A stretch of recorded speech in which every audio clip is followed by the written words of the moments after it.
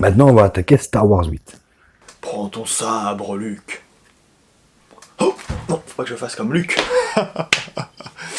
Bonjour, aujourd'hui nous allons parler de Star Wars 8, les derniers ou le dernier Jedi, problème de traduction, pour moi ce serait plutôt les derniers Jedi, mais passons, c'est pas si grave. J'adore ce film de Rian Johnson, j'approuve la méthode, j'approuve la démarche, je l'aime tout autant que Star Wars 7. J'adore cette troisième trilogie, si Star Wars 9 est au niveau pour moi du 8 et du 7, ce sera ma trilogie de Star Wars préférée, donc j'y crois, je l'espère. Eh bien, nous allons commencer avec toi, Jonathan, et oui, je t'ai rappelé, quelle grave erreur, mais oui, tu vas encore nous parler de Star Wars, et c'est à toi de Star Wars 8. C'est à toi, cher ami, n'aie pas peur, hein. Salut tout le monde. Et moi qui pensais que mon très cher Dimitri n'allait pas m'appeler pour tourner la suite. Ah mais je suis désolé Jonathan, mais tu es celui qui prend le cachet le moins élevé. Figure-toi quand même que Jude Melon j'ai proposé, mais lui, eh bien le cachet est 3 fois supérieur au tien, donc le choix est vite fait quand même, faut être stratégique hein, sur YouTube, hein, tu sais bien. Oui, je rebois encore un café. Tu permets, je prends le temps, hein, Dimitri, hein, ça ne dérange pas. Hein. Mais pourquoi il est en train de prendre du café là? Mais tout le monde sait que le café ça donne des indigestions au bide. Et puis après, eh bien c'est comme ça que Napoléon a perdu la bataille de Waterloo. Bon, allons-y. Star Wars 8.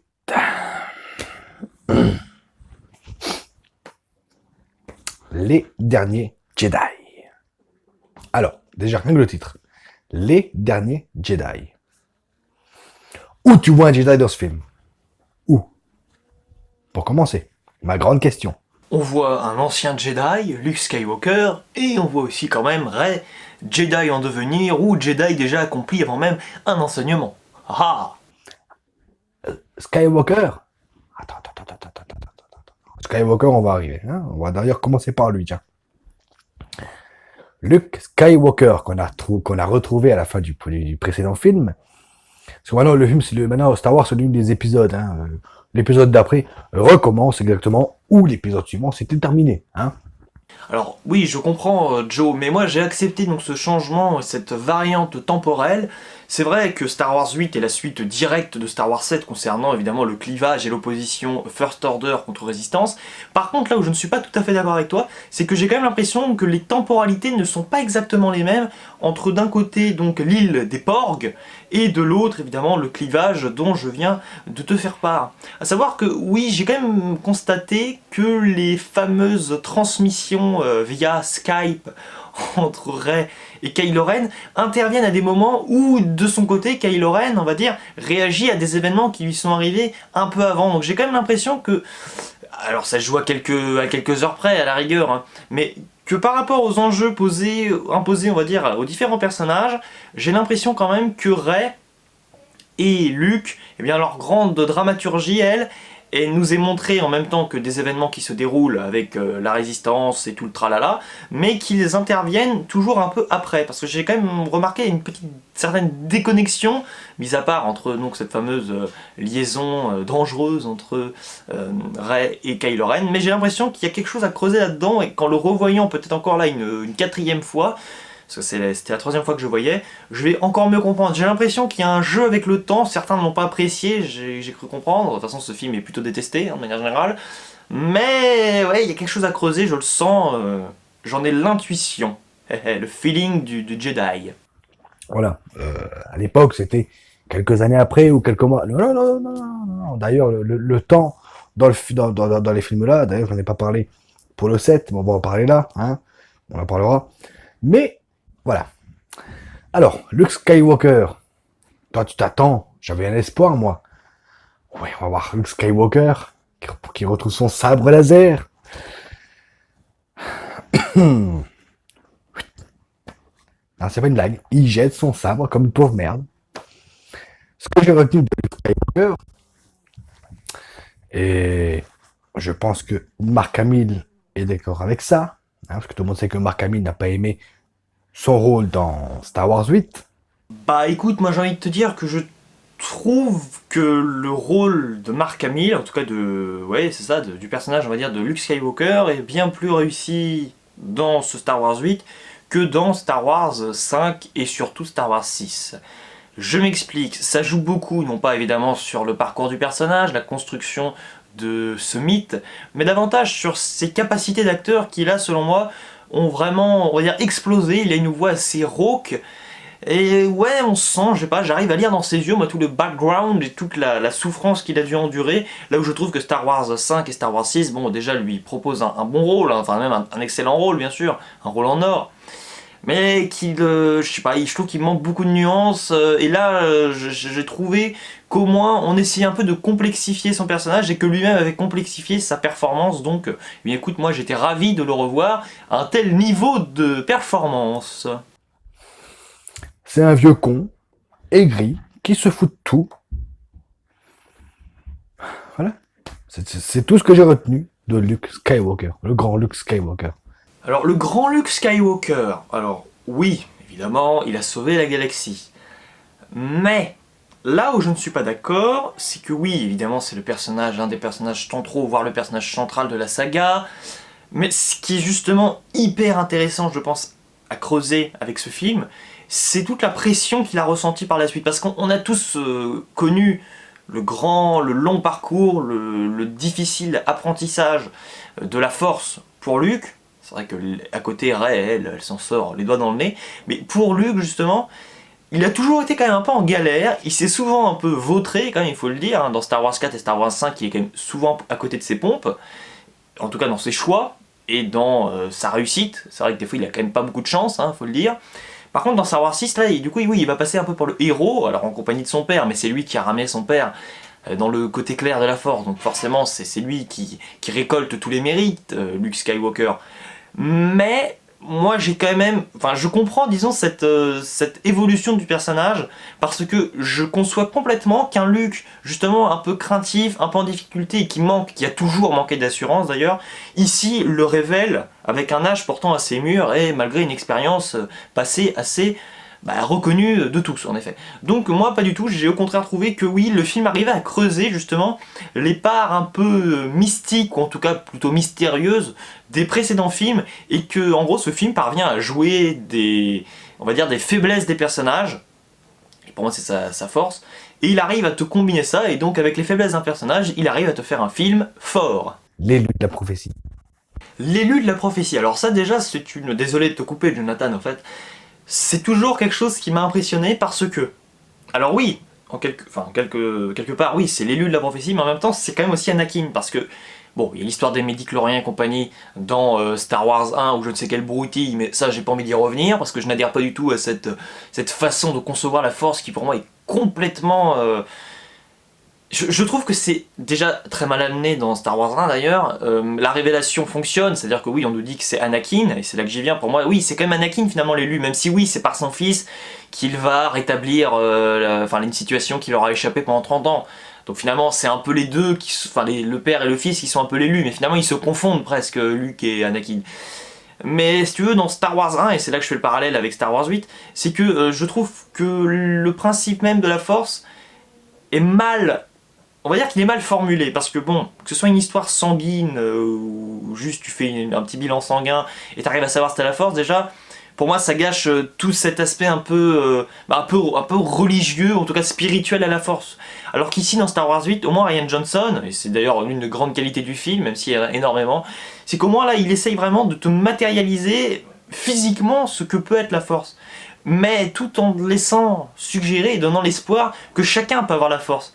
C'est une prédestinée, on est bien d'accord, avec la dynastie des Skywalker, mais en attendant de savoir en attendant de savoir qui irait exactement, et d'ailleurs il n'y a pas que tous les Skywalker, il n'y a pas que les Jedi, tous les Jedi pardon ne sont pas des Skywalker forcément, mais il y a une sorte de prédestination, mais après c'est presque un apprentissage en même temps avec Rian Johnson, alors que là ça paraît toujours trop, pour moi c'est du déterminisme naturel dans Star Wars 1, et pour moi ça marche pas du tout, quoi. C'est pas du tout ça Star Wars, et là c'est une trahison, et pour moi elle est là la trahison, c'est pas Star Wars 8, la trahison c'est Star Wars 1 et Star Wars 2.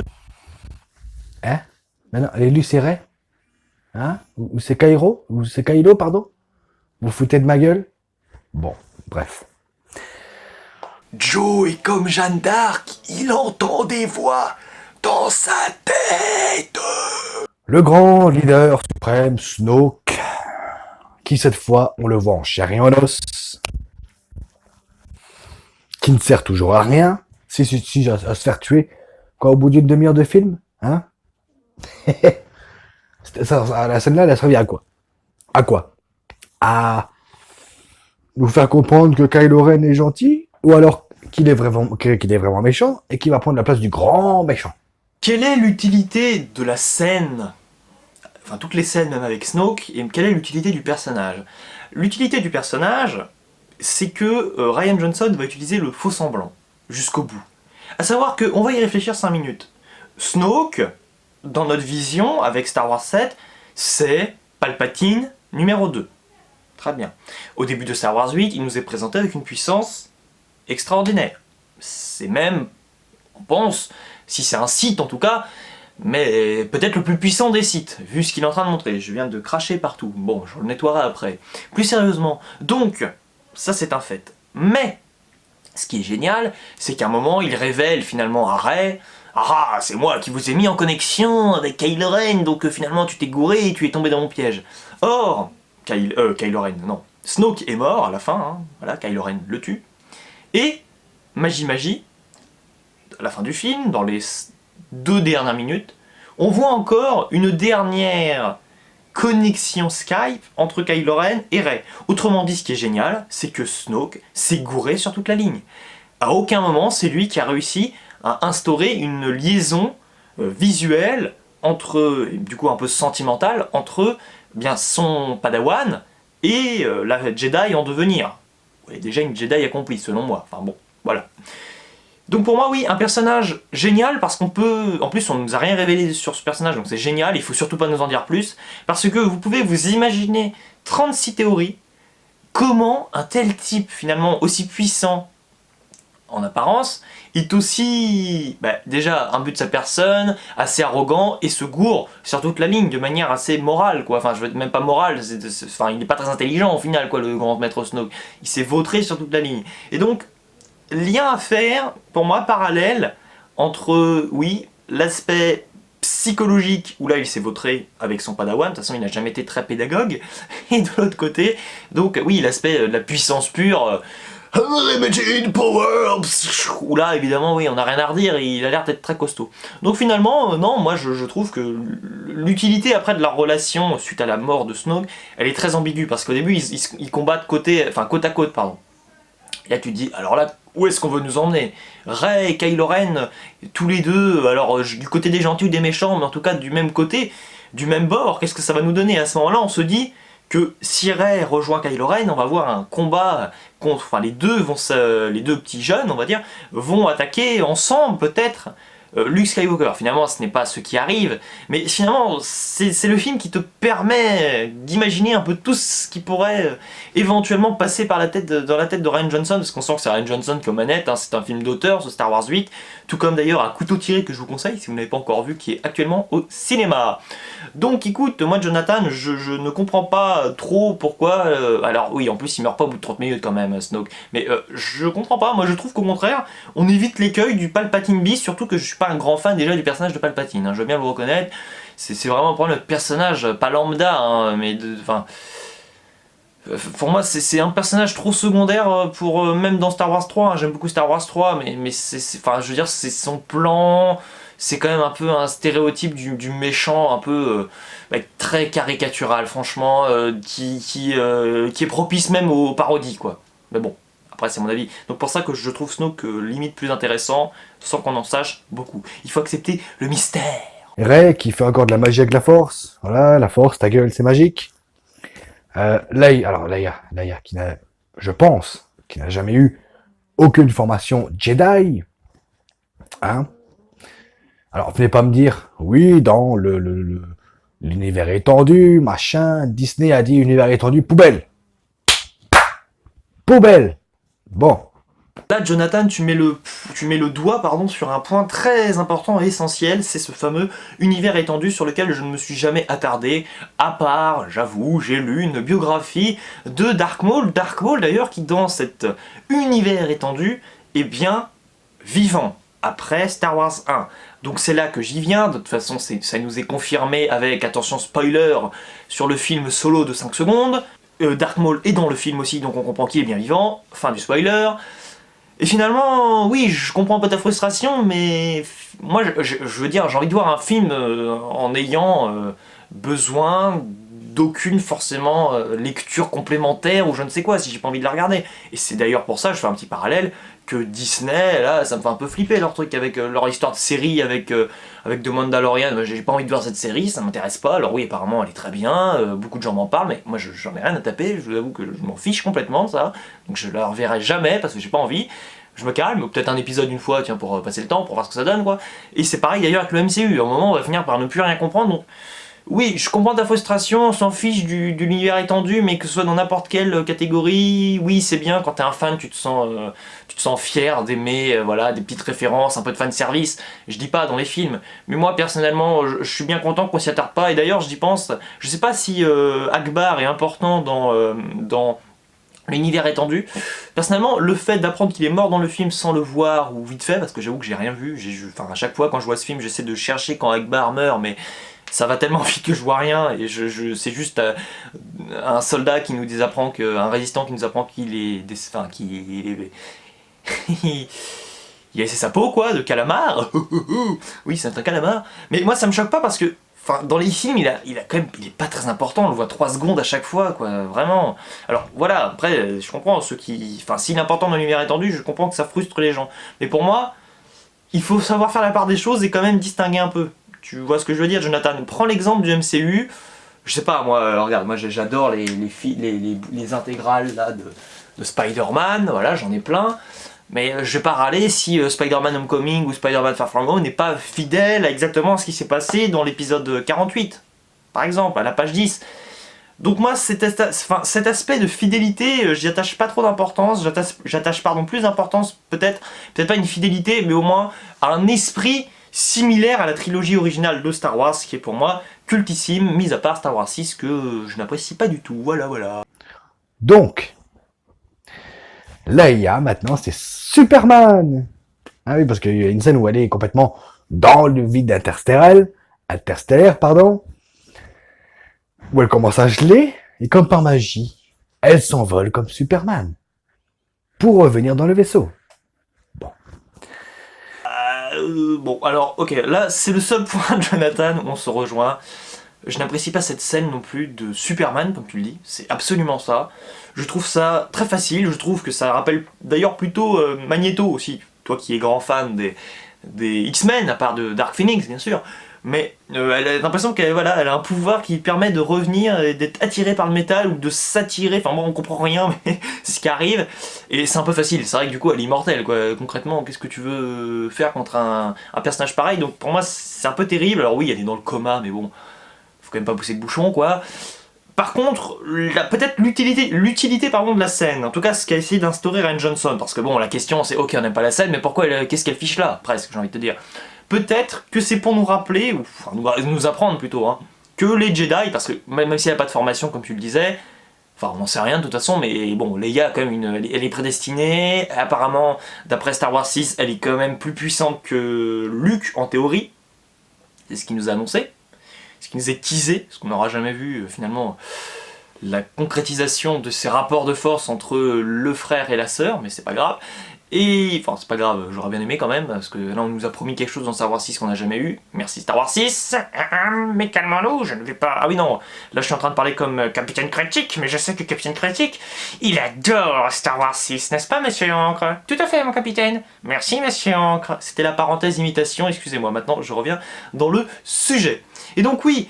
Peut-être que l'utilité du film, c'est que, en gros, je schématise, hein, à la fin, on sait tous que Luke ne se déplace pas vraiment physiquement sur la planète qui, d'ailleurs, j'avais cru comprendre au début que, enfin, c'est un copier-coller de Hoth, pour le coup, d'ailleurs, cette planète à la fin, là, où il se retrouve pour l'acte final, et il affronte Kylo Ren, enfin, pas vraiment. Finalement, c'est un peu la même technique qui est employée. Enfin, c'est l'histoire là de se déplacer dans l'espace avec des astres un peu. Enfin, c'est un peu bizarre leur truc, j'avoue. Enfin, des êtres ancestraux, enfin, on comprend rien, c'est vrai, je suis d'accord.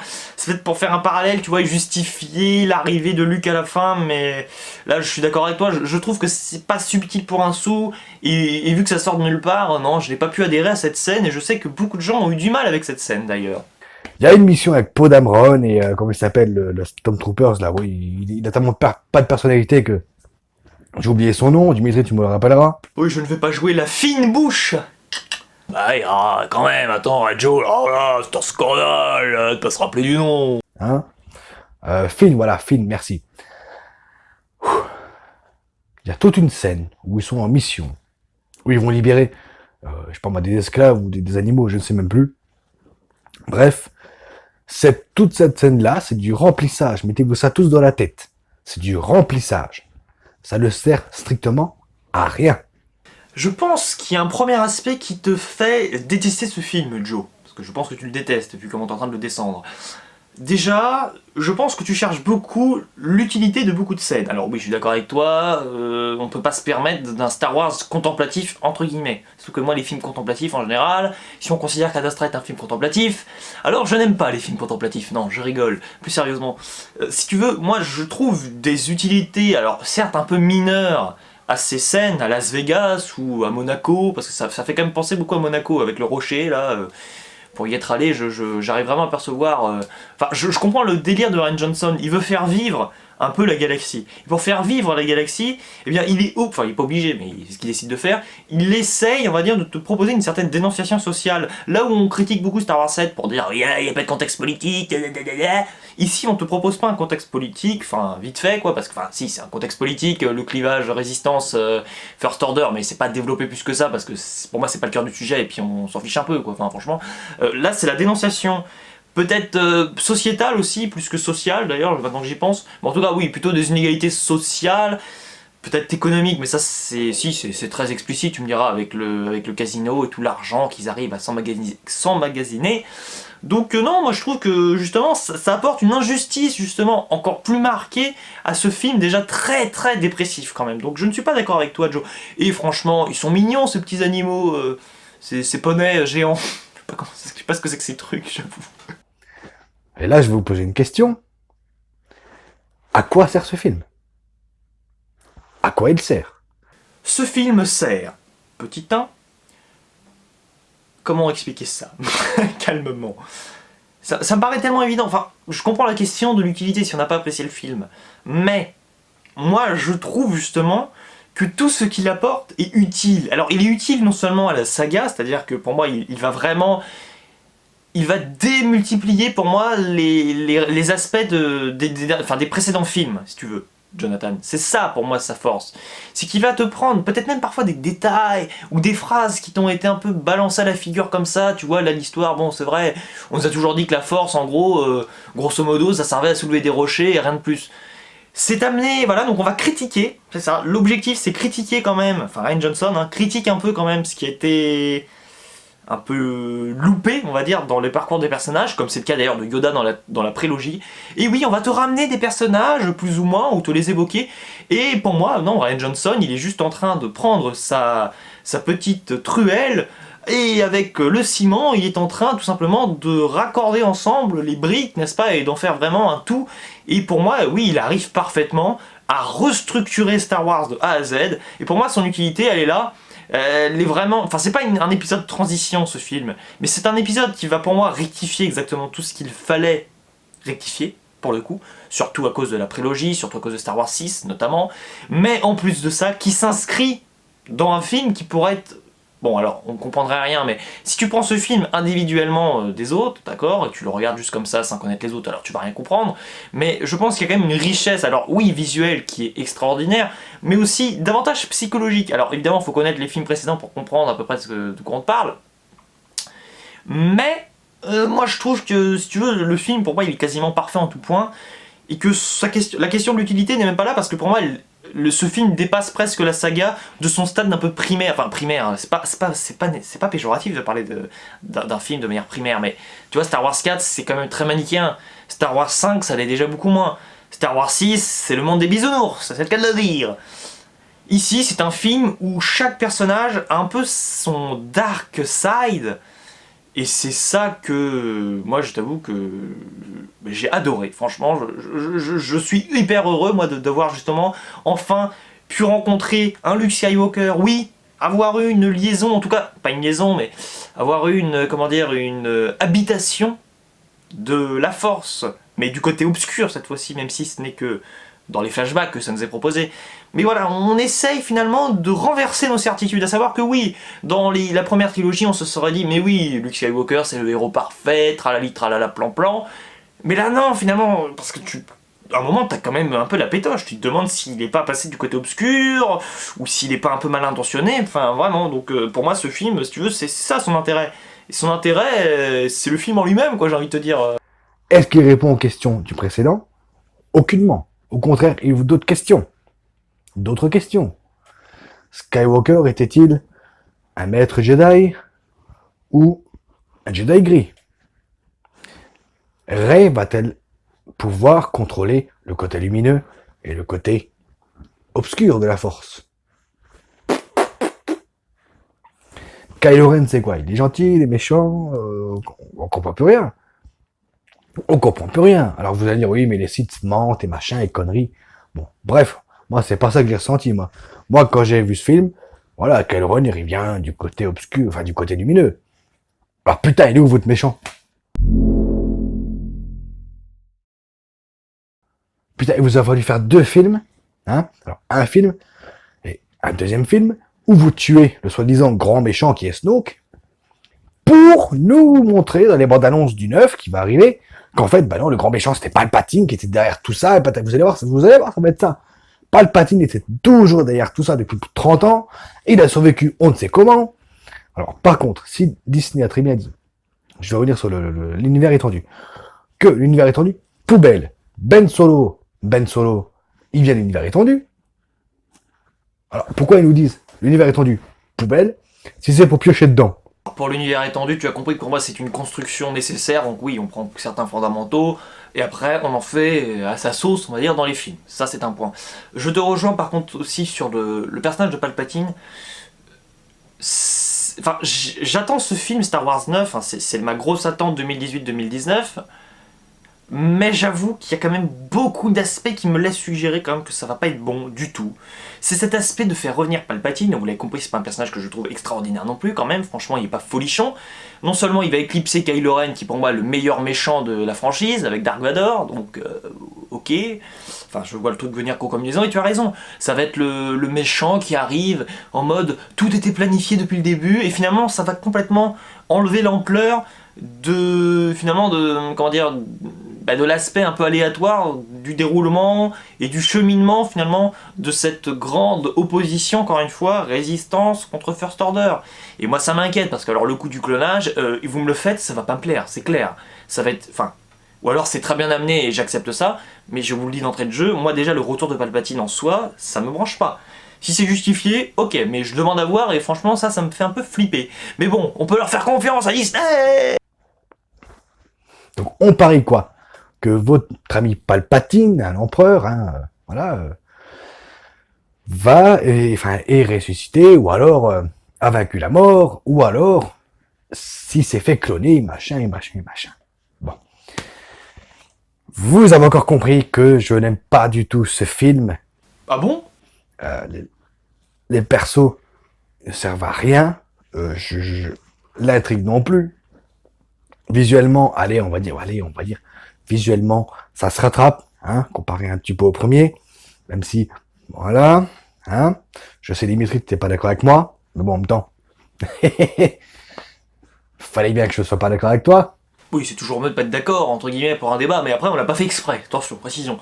Mais moi, je trouve le visuel juste génial, c'est peut-être le film le plus réussi visuellement que j'ai vu depuis une bonne décennie, honnêtement. Parce que moi, il y a un passage qui m'a toujours marqué, c'est la fameuse comment dire, vitesse lumière employée par le dernier vaisseau de la Résistance pour exploser le vaisseau de Snoke. Et alors là, ça marche audiovisuellement, c'est juste c'est d'un brio extraordinaire, hein. Moi je vous conseille de revoir rien que ce passage du film, si vous n'avez pas envie de vous retaper tout le film parce que vous ne l'aimez pas. Mais cette scène, rien que pour 30 secondes, j'ai envie de vous dire, ça vaut le film à lui tout seul, enfin même si, en supposant que je n'ai pas apprécié le reste. Donc cette scène, oui, je pense que c'est l'une des meilleures scènes du cinéma, ouais, largement. Oui, je suis très énervé quand je parle de ces films. Et alors maintenant, est-ce que j'ai de l'espoir pour l'épisode 9, qui est censé être le dernier de la saga, j'espère d'ailleurs, faut arrêter le massacre, hein. J'espère. Est-ce que j'ai de l'espoir? Pas du tout. Alors, pas du tout. Dites-vous que j'attends plus Sonic que Star Wars 9. J'espère que j'ai répondu à ta question, mon très cher Dimitri. Ça a été très dur pour moi. Très très dur. Mais c'est toujours un plaisir de passer sur ta chaîne. Espérons que la prochaine fois, ça sera pas pour un Star Wars. Plaisir partagé, Jonathan, tu reviens quand tu veux, n'est-ce pas? Alors pas pour Star Wars 9, parce que je sens à l'avance que tu vas le descendre. Ciao. Ciao, Jonathan. Allez, au revoir. Non, c'est pas ça que je dis. Ciao, et à la... Non, pardon, je vais pas dire au revoir maintenant. Petit résumé, petit compte-rendu, petite conclusion. Oui, ce film, Star Wars 8, est bourré, je dirais pas de défauts, mais de certaines incohérences. À savoir que oui, pourquoi un personnage attend 10 minutes de voir sa flotte se faire exploser pour tout d'un coup se dire « Ah, et si j'utilisais la vitesse lumière pour détruire le vaisseau de Snoke ?» Par exemple, c'est un exemple, voilà, c'est un peu l'arbre qui cache la forêt. Je ne sais plus si c'est l'expression appropriée, mais vous m'avez compris. Donc oui, il y a des défauts, il y a des problèmes, je suis d'accord pour dire que ce n'est pas un film parfait, mais il y a aussi, pour moi, une atmosphère qui l'emporte, à savoir qu'on est pris. On est pris émotionnellement, on est pris psychologiquement, on est pris dans le parcours des personnages, on est pris parce qu'on aime Star Wars, et si on aime Star Wars en général, enfin moi c'est ma vision, tu vois ces personnages être renouvelés, on va dire un petit peu, et oui, un peu façonnés de différentes manières, avec une évolution qui est tout à fait, quand on y pense, tout à fait logique. Donc oui, écoutez, j'ai envie de vous dire que ça veut pas dire que je fais abstraction des problèmes, mais de manière générale, souvent, ce qui nous paraît un peu bête lors du premier visionnage, eh bien ça va être rattrapé par la suite. C'est-à-dire que oui, Luke, on se demande quand il arrive à la fin, mais d'où est-ce qu'il sort? Il n'a pas pu passer par l'entrée. Mais oui, au final, c'était un fantôme. Alors oui, c'est bizarre que personne lui ait demandé comment il est arrivé, mais en même temps, vu que lui est la figure de l'espoir, A New Hope, eh bien forcément, j'ai envie de te dire, ils sont confiants, quoi. Même si oui, ça peut paraître un peu bête, mais c'est aussi de manière un peu précipitée que tout ça se déroule. Donc on peut pas être tout à fait logique, forcément, de manière interne à la dramaturgie, si vous voulez. Ça me paraît assez logique. C'est normal que les personnages dans l'histoire fassent des erreurs, commettent des erreurs. Enfin, et même parfois des boulettes. Parce que, oui, forcément, eh bien, c'est la précipitation qui l'emporte, c'est cette tension, on sent que voilà, s'ils sont décimés, Star Wars c'est terminé, et c'est aussi ça qui est magnifique avec ce film. C'est que là, tu sens les enjeux qui sont prenants et qui sont majeurs. Donc écoutez, dites-nous en commentaire si vous êtes plutôt de l'avis de Jonathan ou du mien, on ne fait pas une battle ou je ne sais quoi, hein, mais c'est pour savoir aussi votre avis personnel sur ce film. Et moi, eh bien écoutez, il ne me reste plus qu'à vous dire ciao, et à la prochaine, et rendez-vous demain, enfin le dimanche 15 décembre à 18 h sur la chaîne, on parlera de Star Wars, et on parlera de nos attentes aussi de Star Wars 9.